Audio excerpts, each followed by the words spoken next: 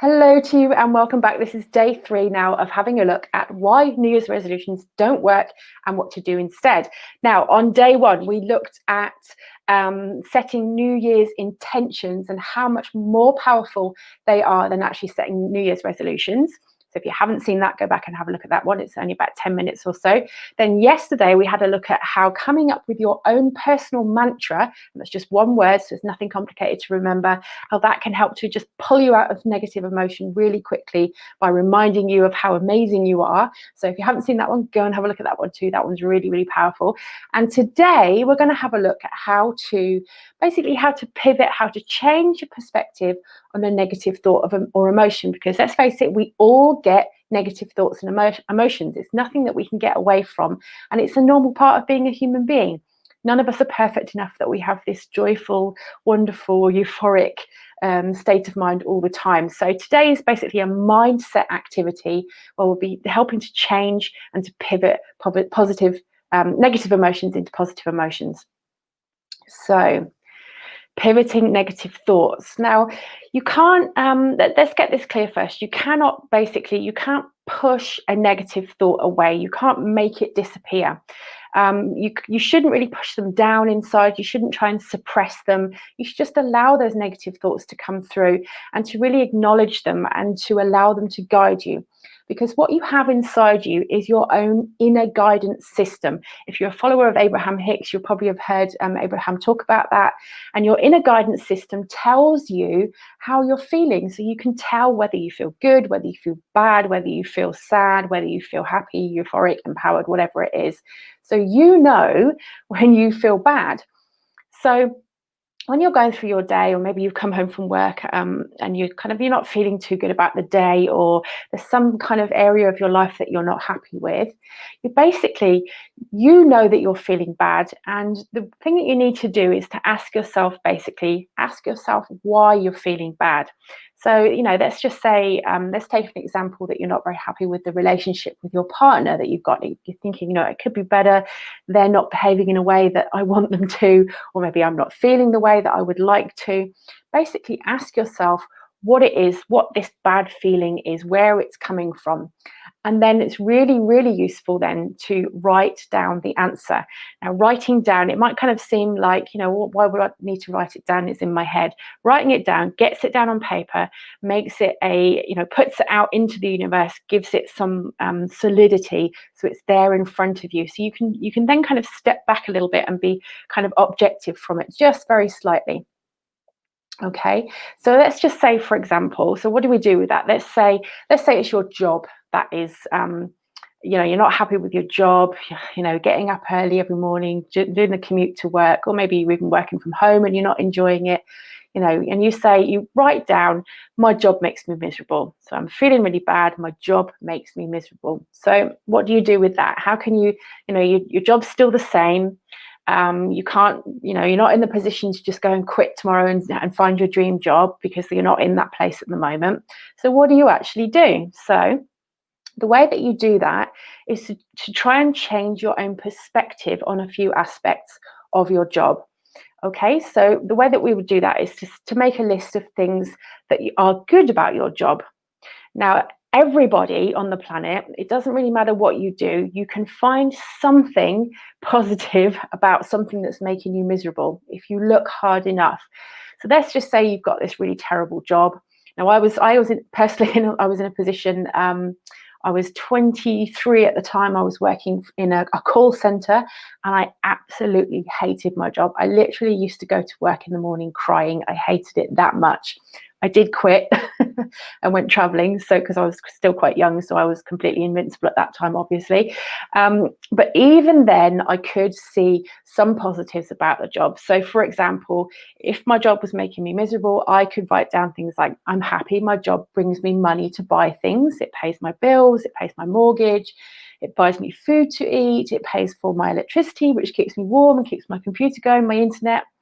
If you work in an office and you like some or all or one of your co-workers, you can kind of put that on your list and say, well, I like spending time with all my co-workers, or enjoy the Friday afternoon drinks that we have when we're not in lockdown, but you know what I mean.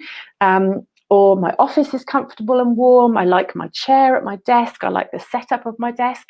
You get the idea. So you basically, you've got this negative emotion, you've got this negative feeling, and you're basically bringing into that situation, you're bringing into the energy around your feeling around that thing, you're bringing positive energy into it, and you're pivoting the way that you feel. And I absolutely promise you, if you do this enough, it might not happen the first time, might not happen the second time, but if you do it enough times, you'll feel that shift in your energy, and you'll feel that your perspective towards your job starts to change. And you might even find that things change in your job to make it that much easier and that much less miserable for you. Because what you put out into the universe, if you're putting out positive thoughts and energy, then positive thoughts and energy are going to come back to you. That's a promise. That's a rule of the universe. It absolutely works. Let's have a look at another example. We'll stick with the job theme because that's a really common one for people. Let's say that your boss makes you miserable. Now, we've all had a really terrible boss in our lives, haven't we? I know I've had a few over the years. Mention their names in case they're watching this, you never know. But usually when we've got a boss, even if we absolutely hate that boss, there's usually a few things we can still find about that person that are positive aspects about that person. So, for example, you might hate your boss because there's a character clash, but my boss is good at his job, maybe, or her job. Maybe they're actually quite a good boss, but we just don't gel together. My boss has nice hair. I mean, it sounds like a really silly thing to write down, but it actually, this kind of stuff really does work. My boss has a nice car. My boss has a nice wife or husband. My boss has nice kids. My boss goes to nice places on holiday. You know, there's all these positive little things that you can find about something that you perceive negatively. It really is, it's once you start going and you get the momentum going, it is a lot easier than you think. Let's take another very common example. Oh, I'm so fat, I need to lose weight. I hate my body. I hate the way I look in these clothes. You know, all those silly things that we tell ourselves because we are all beautiful human beings in our own skin, just the way that we are. Now, this is a really common one, especially for us ladies. Oh, I feel so fat. I feel ugly and frumpy and just not very attractive. Now, you can change that around really easily. What you can do in this situation is you can just give thanks to your body. I know I can lose weight if I want to. Let's just face it, I've got a few extra pounds. I've got a few extra pounds because I eat too much. And I know that. And I know that when I'm eating the bag of crisps at night or I'm having the extra glass of wine, I know that that's the thing that puts the weight on. And I can make the decision to not do that if I wanted to. I could make the decision to go running more often if I wanted to. And I'm thankful to my body for keeping me alive 24/7. I mean, just think about all the stuff going on in your body all the time. Even if your health is not tip top, even if your health is not 100%, you've still got a heart that's beating and a liver that's detoxifying and a spleen that's cleaning your blood and a pancreas that's shooting out all that lovely insulin so that you get the energy into your cells, and the cells that are working all day, every day, producing energy so that you can get up in the morning and do the things that you need to do, and your brain that's working for some of us a bit too much, a bit too sort of chaotic than we'd like, but it's there and it's doing its thing and it's keeping us alive, and all the blood circulating. You've got all these wonderful things to feel thankful for in your body. And you know, how good do we feel when we treat ourselves healthfully? So you know, you can say I feel great when I live more healthfully. I feel great when I'm more mindful. And you know, and by saying that, you're triggering your subconscious mind to help to release those endorphins, those serotonin chemicals, because when you're saying positive things, when you're saying good things, your body does respond. You know, whether you believe in energy and you know, whether you believe all this woo-woo stuff that goes around with the law of attraction or anything like that, whether you believe it or not, it still boils down to the fact that when you say something positive, when you say something nice, your body chemically responds to that and shoots out happy chemicals. That's just what happens, whether you believe in the woo or not. That's actually just a medical fact. That is what happens.